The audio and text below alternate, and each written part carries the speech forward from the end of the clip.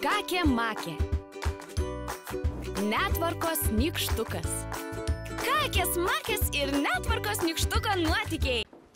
Kur čia galėtų? Aš nesuprantu. Čia.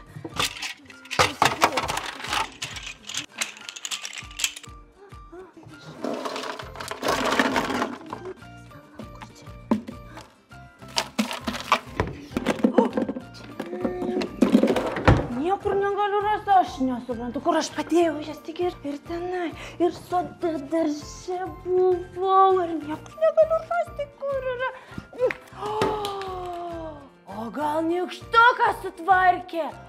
Taip ir bus. Jisai kažkur jas padėjo. Tikrai taip. Nykštuk, ateik čia. Nykštuk, nykštuk! O, labas, kakė-makė. Draugai ir jūs čia. Sveiki, vaikai. Nykštuk, prisipažink, kur padėjai mano pupas. Ką tokias? Pupas. Kur padėjai mano pupas? Kakė-makė, kokias dar pupas?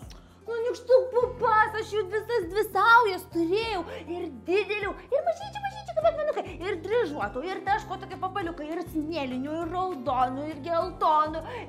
Puiku, kakė-makė. Iš kur tu jų gavai? Man davė senelė. Tu žinok, jin tokius stebuklus moka daryti.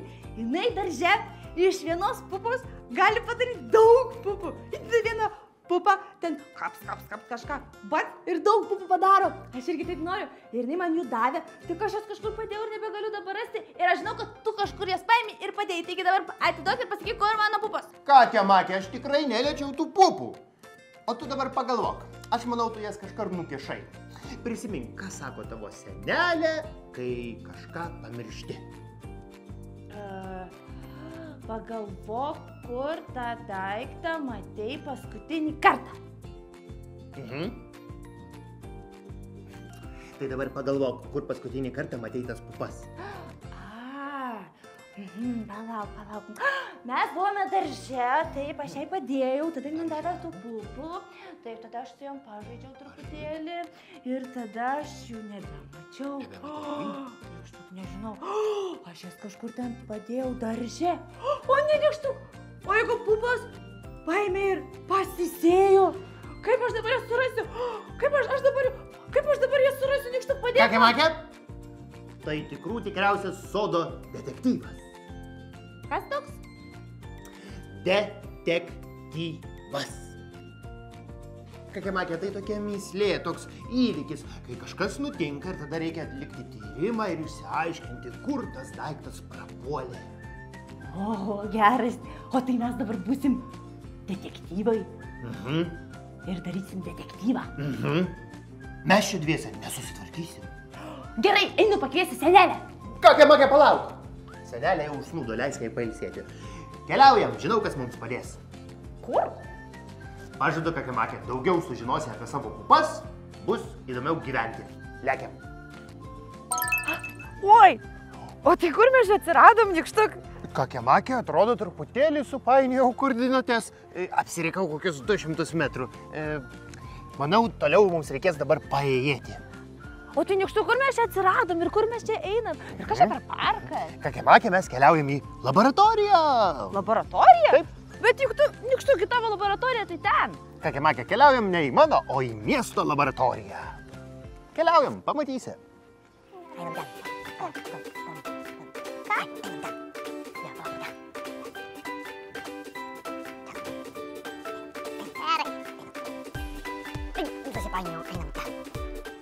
O, nykštuk, kada, kur? Tuoj, kakė-makė, nepavark, viskas bus gerai. Va, čia. Čia? Suklydau, taip, 200 metrų ne ten nukeliavom. Einam, va. O čia va? Taip, ten. Keliaujam. O, kas čia einam?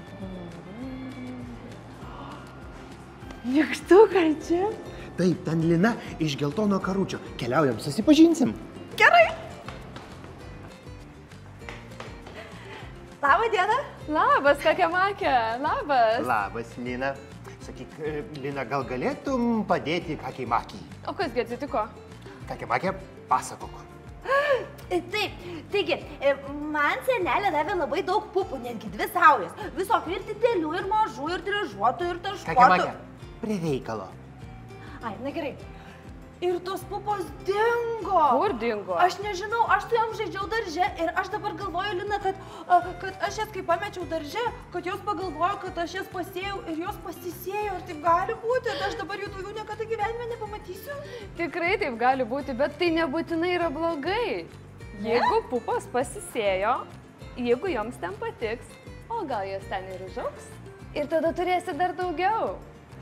Ai, iš tų pupų gali išaugti ir būti daugiau pupų negu buvo? Dar gerokai daugiau. Geras, tai čia visai gerai būtų, ar ne? Nykštuk, aš taip mėgstu pupas, iš tikrųjų, galėčiau jas valgyti ir dar ridikėlius labai mėgstu, ir dar morkas labai mėgstu, o pomidorus kaip mėgstu. Nieko nėra skaniau, už ką tik nuskintų pomidorą. Ir viską galiu įsiauginti pati. O tai galima, pavyzdžiui, pomidorus irgi primėtyti ant žemės ir jie kad išaugtų. Ne visai taip. Kiekvienam augalui reikia skirtingų sąlygų, kad jie būtų laimingi ir kad užaugtų ir kad vaisių duotų. Bet tai yra ne taip sudėtinga. Tikrai gali ir tu įsiauginti, ir tu, ir bet kuris iš jūsų. Tai Lina, gal pamokysi? Pasiruošę?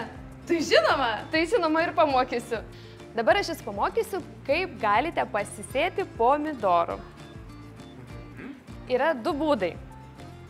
Tai abu jie yra geri. Tai gal kažkam vienas patinka, kažkam kitas. Tai Kakė Makė galės išbandyti vieną būdą, o Nykštuk tu galėsi išbandyti kitą būdą. Labai gerai. Taip gerai. Taip, mums reikės indo, kuriame mes sėsime. Tai Kakė Makė jau matau puikiausiai pasiruošė vazonėlį ir su žemėmis. Tai gal nuo tavęs mes ir pradėsim, gerai? Labai gerai. Čia tavo būdas. Čia mano būdas su žemėmis ir vazonėliu, taip? Taip, teisingai. Gerai. Aš dar turiu tokį slaptą pagalbininką. Tai yra rytietiškos lazdelės, kurias mes įprastai naudojame valgydami sušis ar panašiai. Tai vieną aš duosiu tau, Nykštukai, nes tau irgi reikės, o vieną tau, Kakė Makė.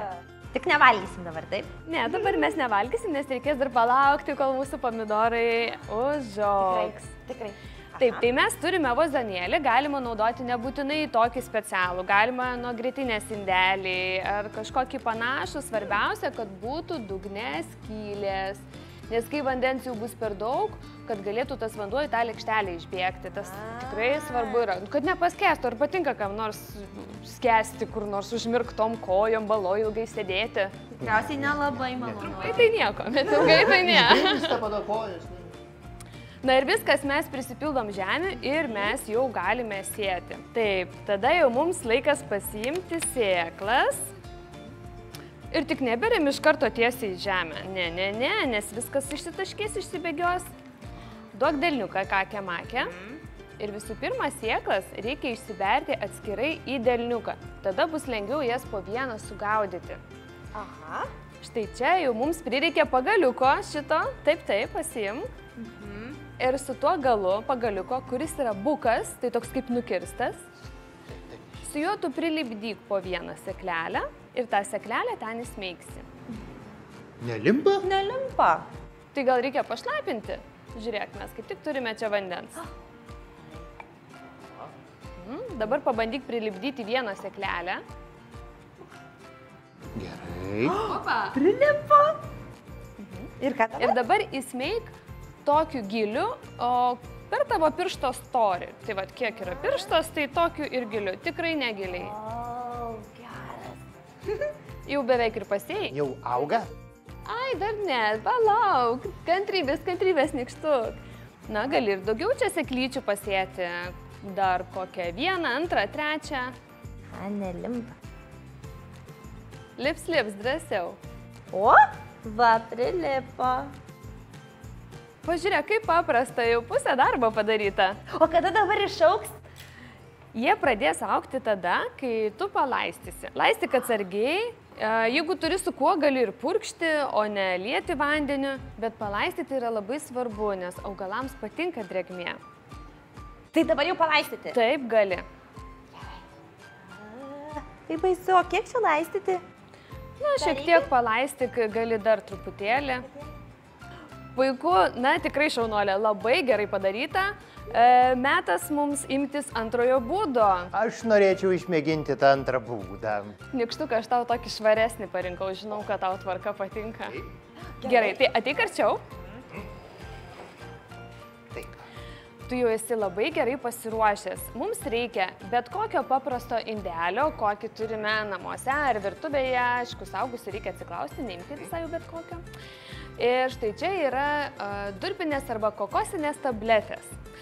Tai yra tam tikra medžiaga, toks kaip, pavadinkim, dirvožemis, kuris yra labai labai suspaustas. Ir tam, kad jis mums pavirstų į panašų dalyką kaip žemė, mums reikia jį palaistyti. Tai čia dabar suspausta žemė. Suspausta. Ir ją palaistysim ir jinai... Padidės, išbrinks, jos bus daug. Pabandom? Ir indelio šį kartą su skylutėm nebereikia. Ne, nebereikia, nes kitaip vanduo išbėgs ir tavo stalas visas bus šlapės, tai tikrai nereikia. O aš sakiau, kad čia švaresnis būdas. Na ir dabar palaistyk, tikrai dosniai ant viršaus, iš visų pusių, kad kiekviena ta tabletė gautų pakankamai vandens. Nereikia nei karšto kažkokio specialaus, tiesiog galite prisipilti iš čiaupo. Ir dabar, kai jau išbrinko, matai, kaip pastorėjo. Aha, pastorėjo. O, pasižiūrėk. Vau, geras, Nikštukai, buvo tokia mažytė. Labai patogu. Aha, o dabar ką su šito vandenuku darysim? O mums vandens nebereikia. Į bet kokį indelį kažkur paimk ir tiesiog nupilk. Aš gal prilaikysiu, man kažkaip atrodo pavojingai tu čia pili. Gerai, tai dabar mes jau esam pasiruošę sėti. Matai, nereikėjo daug žemių, nereikėjo drabstytis, purvais barstytis. Tiesiog paimi, užpili vandens ir jau gali sėti. Dabar sėjimas toliau yra toks pat. Duok delniuką. Taip. Prisipili ten sėklyčių. Ir po vieną sėklytę į vieną tą tabletytę. Lygiai taip pat įsmeigi vos per piršto storį. Nikštukas kaip profesionalas dirba. Aš sakau, nesudėtinga. Man atrodo, tu ten mėnulyje kažką augini. Dabar tikrai daug auginsiu. Ir visų pirma, pomidorus. Tai dabar taip pat užžarstyk, kad nebūtų ta duobytė tokia atvira. Stam. Nu ir laistyti jau nebereikia, nes ten viskas drėgna. Aš jau palaisčiau. Tikrai. Taip, mes palaistėme iš anksto. Ką reikia padaryti? Ir tau, Kakemakė, ir tau, Nikštuk, mums reikia sukurti tokį šiltnamio efektą, kad sėklelės įsivaizduotų, kad jos yra šiltnamyje. Šiltnamis visada būna uždengtas. Dangtelis tiks? Dangtelis tiks, plėvelė tiks, maišelis tiks. Plėvelė tai aš turiu. Galim ir uždengti. Tai turi būti permatomas dangtelis geriausiai. Geriausiai būtų. Ir net nereikia, kad jau būtinai oras niekur ne. Tiesiog, va taip paprastai, opt ir viskas. Ir viskas? Ir Reikia viskas. prispausti? Kakemakė, leisk aš tau padėsiu. Aš jau moku, žiūrėk, Kakemakė, parodysiu, žiūrėk. Aš paimsiu tavo Aha, šitą. žiūrėk. Aha. Opt ir viskas. Dabar mes turime padėti į šiltą vietą ir lauksime, kol sėklelės išdygs. O kiek reikės laukti? Visų pirma, reikia nepamiršti, kad nėra, kad laukiam iki tol, kol jau turim pomidorus. Na, reikės iki to laiko šį bei tą padaryti. Reikia kiekvieną dieną aplankyti savo pomidorus ir pasižiūrėti, kaipgi jiems sekasi, kaip jie jaučiasi. Kiekvieną dieną aplankę mes pasižiūrim, kaip jie gyvena, nudengiam. Tegul pakvepuoja gryno oro, gauna, kiek galima tam šiltnamį būti. Palaistyti reikia, taip turbūt. Jeigu reikia, jeigu matom, kad trūksta vandenuko, jeigu lengvas vazonėlis, labai tada palaistom, jeigu ne, tai ne ir vėl uždengiam. Kai jau pamatysi tą stebuklingą dieną, kad daigelis išdygo, tai galima tą progą suvalgyti ledų, atšvęsti, pasidžiaugti ir tą progą jau šiltnamio nebereikia, nuimam tą plėvelį ir tada jau nebereikia. Tai dabar... O dabar dar reikia. Nėra, tai reikia uždaryti. Taip. Oi, aš irgi uždarysiu. Na ir tada sulauksime, kol pomidoro daigelis išdygs, tada jisai užaugs, kai jis bus didesnis, mes jį persodinsime į didesnį vazonėlį, o gal kažkada persodinsim ir į šiltnamį arba lauke į lysvę. Ir jau tada mes pradėsime laukti pomidorų žiedų. Laukiam, ar ne? Tai palūkėkime dabar. Nykštuko, gal galim kažkaip pagreitinti, nes labai jau ilgai reikia laukti. Gerai, Kakemakė, įjunkime vaizduotę ir pagreitinsim mūsų dieną.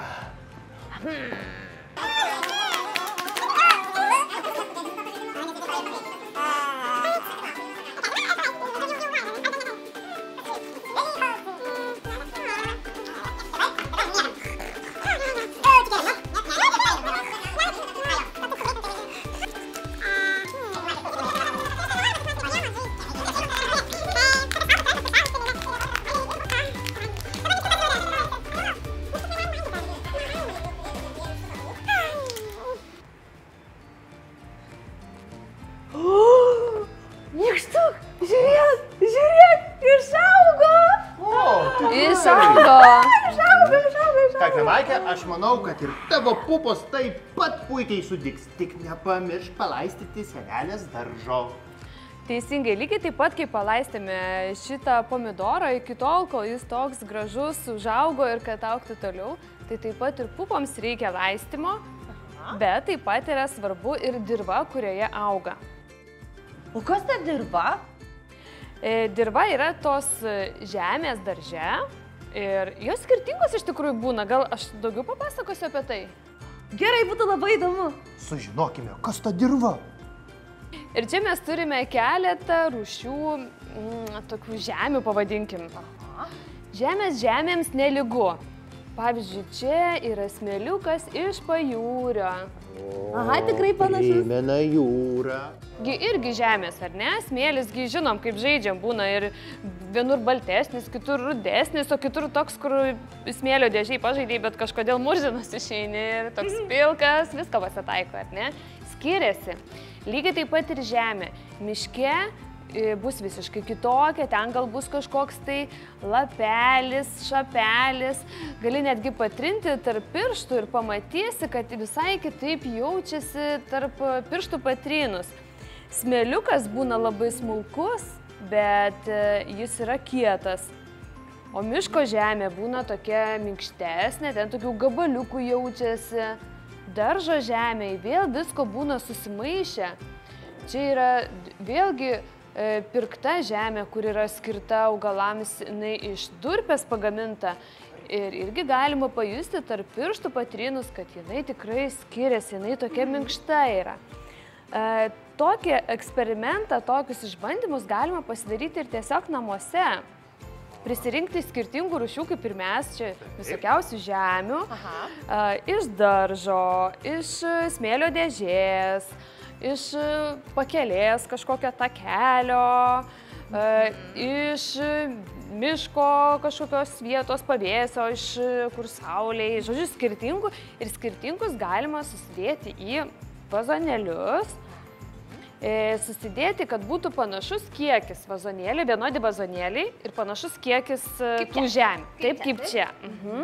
Tai mes, kai padarysime eksperimentą, mes galėsime suprasti, kiek jos naudingos augalams, ar galėtų juose augti augalai, ar jiems ten patiktų, ar ne. Tai yra eksperimentas, kuris parodo, ar žemė derlinga? Taip. Gali pasimti nykštuk vandenį ir dabar į kiekvieną iš jų pripilk vandens irgi po panašų vienodą kiekį.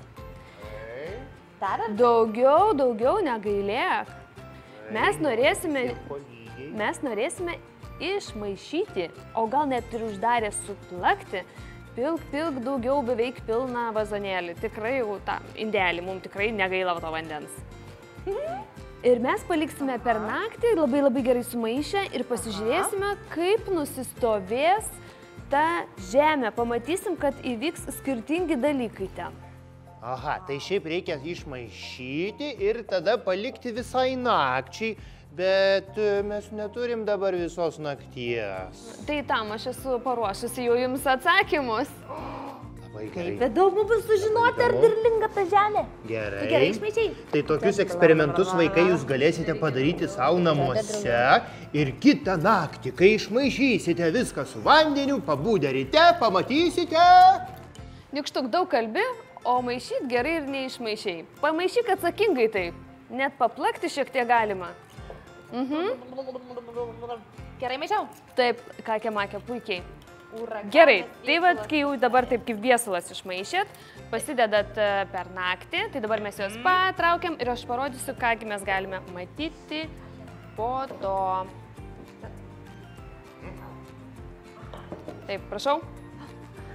Ačiū. Taip. Ir galite dabar matyti, kaip nusistovėjo per naktį pabuvę mūsų šitie eksperimentiniai mišiniai šitų žemių. Geras. Pasižiūrėk, šitas tai visai atsiskyrė nuo vandens, apačioj smėlis, o viršui vanduo, kaip prie jūros visai. Ai, tai smėlyje yra tik tai smėlis? O jūs ar žinojate, kad smėlis tai yra akmenys? Mažyčiai akmenukai? Taip, jie labai mažyčiai ir labai smulkus ir aišku, kasgi tarp akmenų auga, nelabai daug kas, nepatogu. Tai čia netinkamas auginti. Čia netinkamas auginti, bet mes galim pamatyti, kad būtent dėl to, kad tai yra akmenys, tai tas smėliukas būna visada apačioje. Tai mes kaip pamatom, išmaišom, ryte pasižiūrim ir visada apačioje mes pamatysime, jeigu tik yra, pamatysime, kad smėlis bus apačioje. O štai čia, kur buvo mūsų durpė, ar yra smėlio?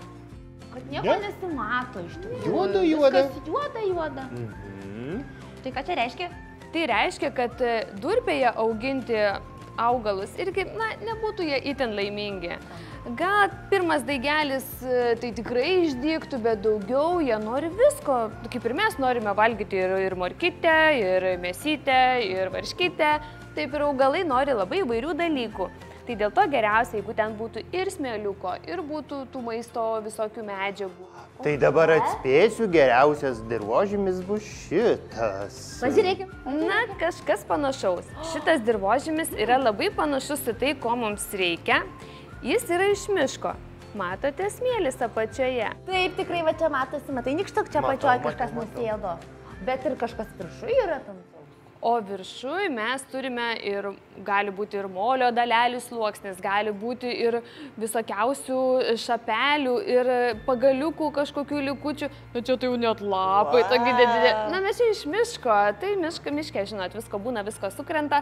Bet tai yra toks, sakyčiau, geresnis tikrai dirvožymis augalams augti, negu kad tai būtų vien tik smėlis arba vien tik tai durpė. Įvairovė labai gerai. O kaip tu manai, kakė makė, tavo senelės daržė į ką panašesnis yra dirvožėmis? Man labiausiai panašus buvo šitas. Tai vadinasi, mano pupos auga laimingos senelės darže. Kakė makė, aš dar turiu kai ką tau pasakyti. Tikriausiai taip, bet mes turim kai ką žinoti. Darže gyvena ir daugiau dalykų, ne tik tai tie augalai, kuriuos mes pasėjam, arba kurie pasisėja patys kažkaip. Ten juk yra įvairiausių ir grybelių, ir vikšrelių, ir drugelių, ir bitučių, ir erkučių, ir visokių slėkiukų, ten pilna gyvybės, kai kurios mes net plika akimi nematome. Na, bet yra ir visokiausių vabalėlių ir vikšrelių, kuriuos mes ir matome. Ir kai kurie iš jų yra tikrai naudingi ir daug naudos padaro. Bet kai kurie tai gali ir pakenkti. Gali pakenkti? O tai kas jie tokie? Mes galim su jais susipažinti ir labai gerai būtų juos žinoti. Mes juos vadiname kenkėjais. Kenkėjai? Sužinokime, kas yra tie kenkėjai. Pažaiskime tokį žaidimą. Aš pasakysiu padarėlio pavadinimą, papasakosiu šiek tiek apie jį. O jūs turėsite pasirinkti, ar tai yra augalų kenkėjas, ar tai yra augalų padėjėjas, o gal jis tiesiog gyvena savo gyvenimą, niekam nieko blogo nedaro ir nerūpi jam vienodai rodo. Gerai. Gerai. Supratau. Ir jūs, vaikai, kartu galite paspėlioti, o gal jūs ir žinosite. Taigi turime 3 variantus, arba kenkėjas, arba padėjėjas, arba nerūpi. Gerai. Pradedam. Pirmasis yra amaras. Tai toksai mažytis vabzdys, kuris gali čiulpti labai skanias augalų sultis ir tada tiesiog gali neišsiskleisti žiedai. Kaip galvojat, kas jis toks? Ar kenkėjas, ar padėjėjas, ar jam nerūpi? Jeigu jau jis taip daro, tai kenkėjas. Aišku, kenkėjas. Teisingai, taip, amaras yra kenkėjas. Kitas yra žiogas.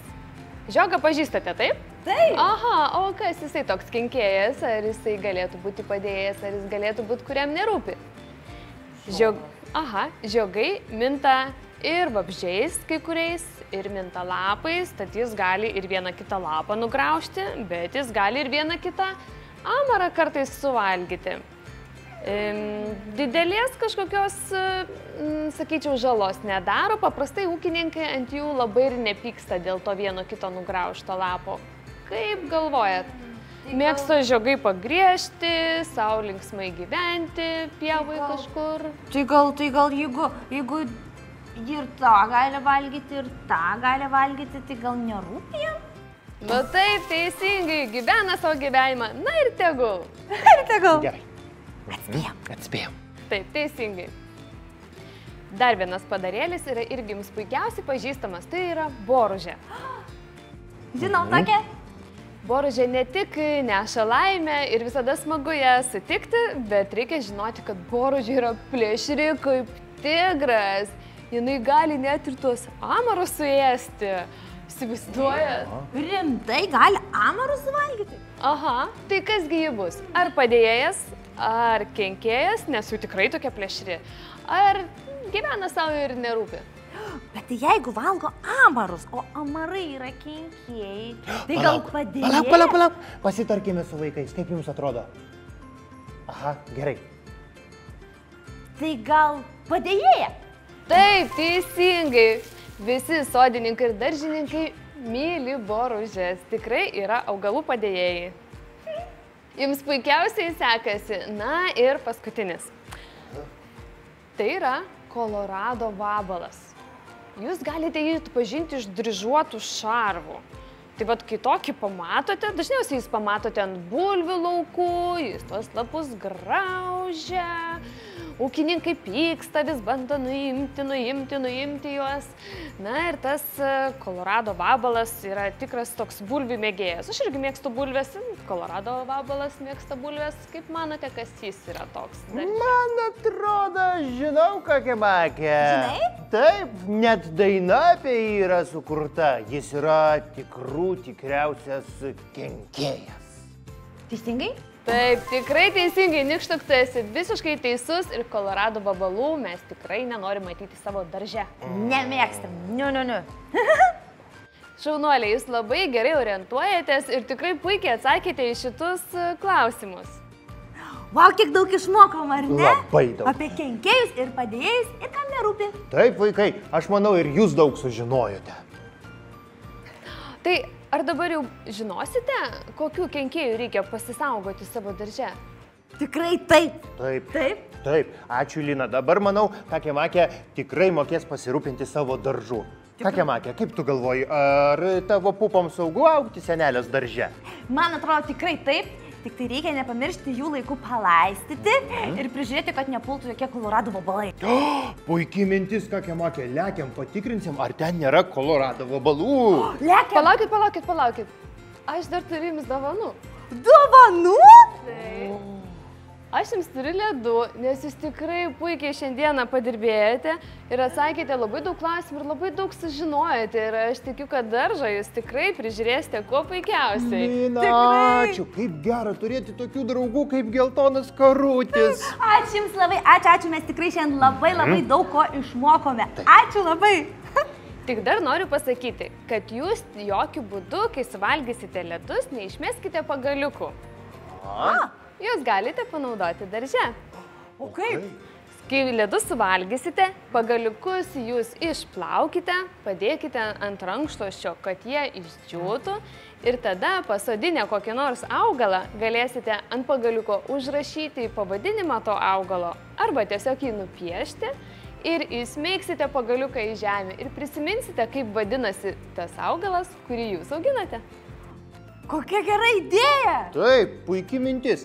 Žinot, mes šiandien savo visus detektyvus jau įveikėme, o vaikai, tėveliai, jeigu ir jūs norite išmokti auginti daržovės, rūpinti savo darželiais, galite atversti naują knygą Sodo detektyvas. Tikrai taip. O mes, Nykštuk, lekiam, pažiūrėkim, gal jau sudygo mano pupos senelės darže. Taip. Ate, draugai. Iki.